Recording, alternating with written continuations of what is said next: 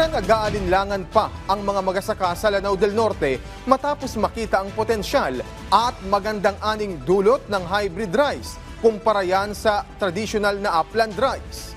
Si Lu Antonio ng PIA Iligan City sa Balitang Pambansa.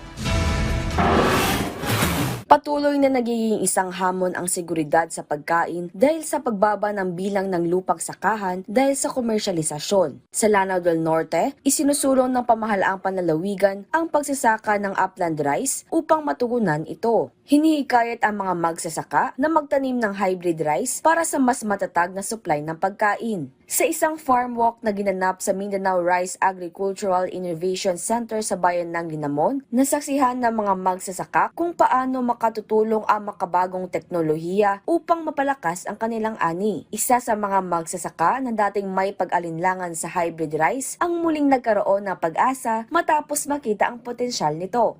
Karon kay nakita man gyud nako nga namang gyud na munga, so nalipay gyud ko, makaingon gyud ko nga magtanom ta kan munga. Mao na nga nagpasalamat ko nga naapil mi ani nga kuan panahon na dako kay ni nga tabang para kanako nga usa ka mag-uuma. Ayon sa Provincial Agriculture Office, ang tradisyonal na variety ng upland rice ay madaling matumba na malalakas na hangin at bagyo. Samantala, ang hybrid rice naman ay napakita ng magandang resulta dahil umaabot ito ng hanggang 87 sako bawat ektarya, halos doble kumpara sa tradisyonal na upland rice. Mula sa Philippine Information Agency Iligan City, Lanao del Norte, Lu Antonio para sa Balitang Pambansa.